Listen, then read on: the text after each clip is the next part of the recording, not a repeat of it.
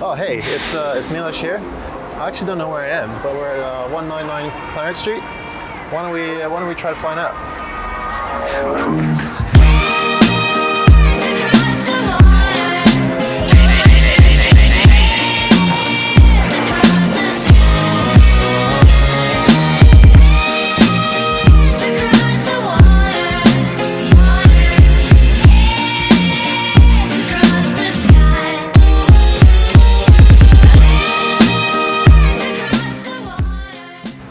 Hi Dre, where are we? In Sydney CBD, Clarence Street, level 4, 199, Old Mate's Place. Take the lift. So what is Old Mate's Place? Old Mate's Place is pretty much just a bar for everyone. Like, we wanted to make a bar that we wanted to drink at, that we'd love to feel comfortable sort of sitting at, just something for everyone, you know? So Dre, what is the genesis for the theme here? You go through the door and all of a sudden you're in a totally different space. What's the idea behind Old Mate's Place? So what we always tell everyone is that overgrown library in Jumanji, where you've got a whole lot of books and like plants coming everywhere and whatnot. That scene doesn't exist, but it kind of rings true to everyone. You know, you open that door, you sort of get transported to like a different world. Yep. And then the rooftop was meant to sort of be just the plant sort of growing over. I mean, this idea we kind of got from Japan, and they've got these amazing little whiskey bars on like level 14 of an office building. I think in New York you've got rooftop bars and they serve really good drinks, really good cocktails. You know, the service is great. Sometimes rooftop bars close in winter in Australia, and it was one of those things. And we've got the best weather in the world, really, for rooftop bars. Was there a rooftop section before? When we found it basically, instead of these sort of stairs you have here, there were service stairs. And then we kind of walked up the service stairs and there was just like a metal plank up there, structurally sound, and we were like, we could turn this into a rooftop. And that was the thing that sort of drew us to this place. If we can put some stairs in here and get this to work, I think we're on to a winner. And we were able to put the stairs in and make it work. So your business partner, Daniel, you and your wife are partners in this place. Yeah. What's the story there? Well, me and Nobes have known each other since we were like 14. We just knew friends and we always got along and whatnot. We'd worked in the industry for ages. We worked at a couple of bars together, and we always said, I think we were walking down Sussex Street after a long day's work, and we said, oh, we're going to open a bar together. No way did we have enough experience, but I think we just sort of toughed it out. We knew that we needed to go learn some stuff and worked for some other people, learned a lot. You started off as a chef. Yeah, started off as a chef, so I studied that in school and then kept it going. I think I prefer the people, having a chat to people and looking after people. It's a sick thing that everyone in hospitality has. Like, you just want to make sure that someone has a good time. And that's literally it. You're just hosting a party every night of the week. You know, making sure that someone's around your house having a good time. Make sure they've got a water. Make sure they've got a drink in their hand.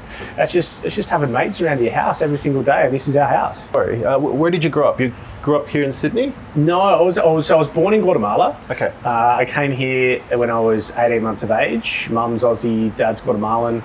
Cool. Civil War basically wasn't a great idea for me to grow up there. So Mum got me and a backpack full of stuff, and we came back here. We lived at my grandma's house for ages, and I didn't have a TV till I was about 6 or something like that. So we started fresh pretty much. But yeah, ever since then, basically just been in hospitality. Started off as a chef. I was lucky enough to work behind some really cool people. You know, the Loft, about 12 years ago, I met some really, really cool people to work. Learned a lot off them. Then I was able to sort of join the guys from Grandma's Bar, and then move along to somewhere like Lobo. I just started part-time, and I had a love for rum anyways, and that grew into opening Kitty Hawk and running both of those for a while. And then while we're building this, I decided to take a step back and sort of go work at Shady Pines for a little bit. That was a bit of a hoot.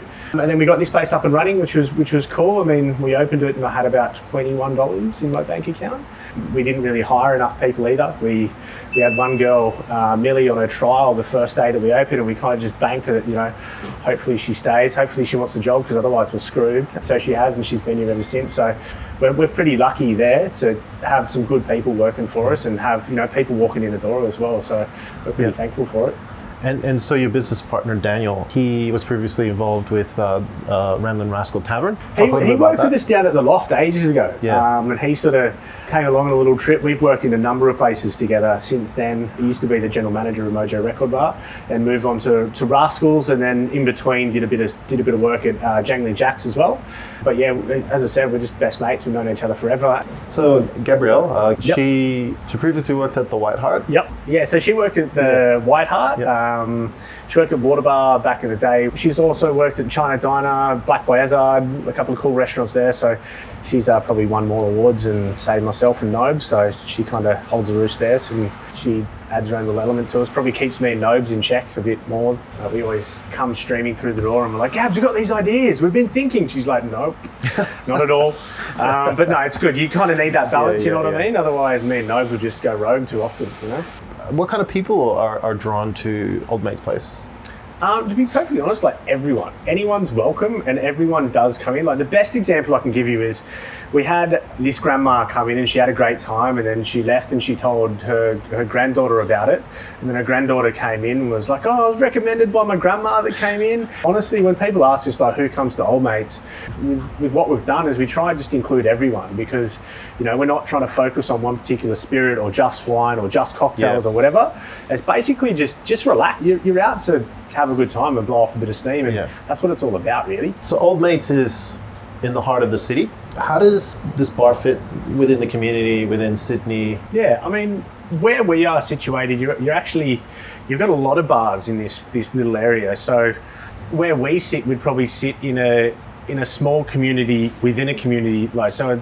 Basically, a lot of little small bars all around here, which is quite good. I mean, I remember sort of 8-9 years ago there was only one small bar, and then it grew to another one, then another one, and every single one that you add, it adds like another little like sense of community. Like we know all the other bars around here.